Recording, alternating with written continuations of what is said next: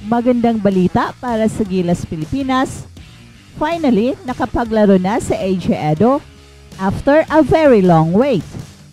Fully healed na ang injury ni AJ Edo at sa kanyang comeback game versus Sun Rockers ay very impressive ang ginawa ni AJ Edo na kung saan gumawa siya ng double-double.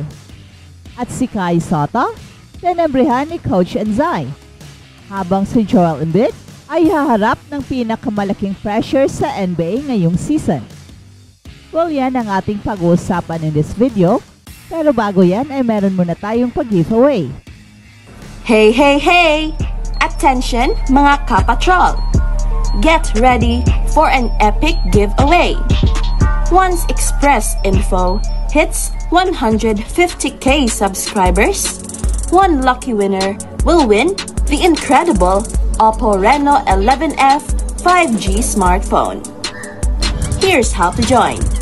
Step 1. Subscribe to Express Info right now. Step 2. Like this video. Then step 3.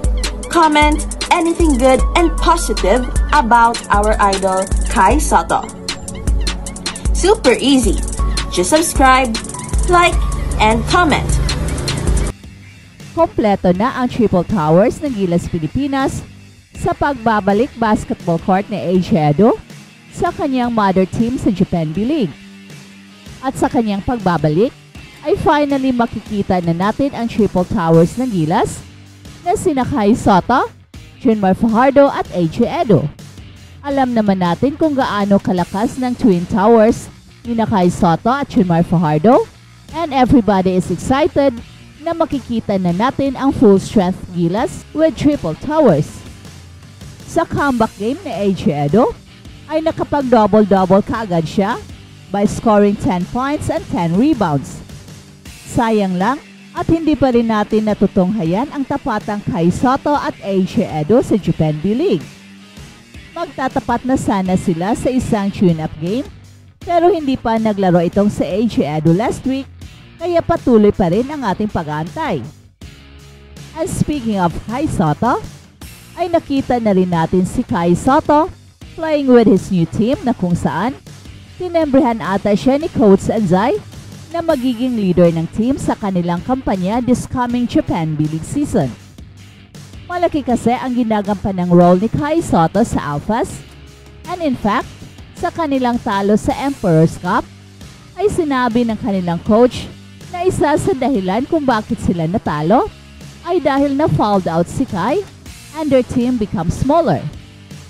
Kaya tinembrehan ni Coach Enzai si Kai na dapat i-preserve niya ang kanyang mga fouls para makapagtapos siya ng laro at siya ang kanilang pupuntahan during crucial moments.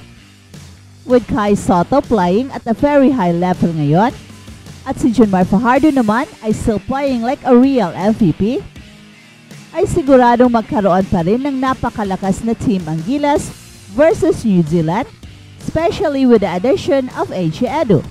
And don't forget Chapit Aguilar, na nagkaroon ng renaissance sa kanyang career sa Barangay Ginebra with the departure of Christian Stenhardinger.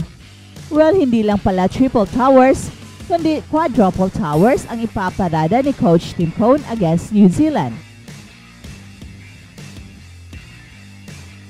At balitang NBA naman, ang extension ni Joel Embiid ay haharap sa pinakamalaking pressure sa NBA sa season na to. It's officially put up or shut up time for the Sixers MVP. Reward or disgrace, pain or gratification. Sa darating na 2024-25 season, walang sinuman ang makakaramdam ng mas matinding pressure kaysa kay Joel Embiid. Noong Biyernes, pumirma siya ng 3-year, $192.9 million extension sa Philadelphia 76ers. Isang hindi nakakagulat na balita matapos ang kanyang kamangha-manghang off-season. Naka-highlight ang off-season na to ng max contracts para kina Tyrese Maxey at Paul George. Pati na rin ang solidong pagbabago sa buong roster na ngayon ay isa sa pinaka-impressive na nakita ng Philadelphia. At masasabing mas masaya si Joel Embiid ngayon kumpara noong April. Ang timing ng deal na ito ay maaaring basahin natin bilang isang malinaw na senyales. Ipinapakita ni Joel Embiid ang kanyang tiwala sa organisasyon na nag-draft sa kanya 10 years na ang nakalipas. Kapalit ng pagpapakitang ito ng pananalig, makakatanggap siya ng isang napakalaking halagang kontrata. Well, may risk, syempre. Si Joel Embiid ay mag-31 years old na sa March. Sa kabuuan, panalo ang deal na to para sa magkabilang panig. Kasama rin dito ang hindi matatakasang championship or bust na inaasahan para sa isang megastar na halos isang dekada ng patuloy na naghahanap ng pagkakataong manalo ng titulo. Bagamat bahagi ng dahilan, ang mga hindi inaasahang injury niya, ang estilo ng paglalaro ni Joel na naghahanap ng contact at halos hinihingi sa kanya na bumagsak ng mas madalas kaysa sa nararapat para sa isang katawan na kasing laki niya. Pati na rin ang kanyang kakulangan na mapanatili ang tamang kondisyon ay dahilan kung bakit hindi maaaring gamitin ang bad luck bilang dahilan sa lahat ng mga kabiguan na humubog sa kanyang karera. On paper, mukhang nakahanda ng Philadelphia 76ers na palibutan si Joel Embiid ng mas maraming talent na babagay sa kanya kesa sa kahit anong team na napuntahan niya. Ito na ang panahon ng shit or get off the pot para sa the only MVP in NBA history who's never won 2 playoff series in a row. Well, gusto lang ni Joel Embiid na malala siya sa kanyang mga accomplishments instead of all that's been wasted. Pero it is just fair to say na ang mga nasayang na pagkakataon ay mas tamang paglalarawan ng kanyang naging legacy. On the other hand, ito ay isang papuri. Napaka-konting NBA players lang ang may resume tulad ng kay Joel Embiid na kaya niyang dominahin ang parehong dulo ng court.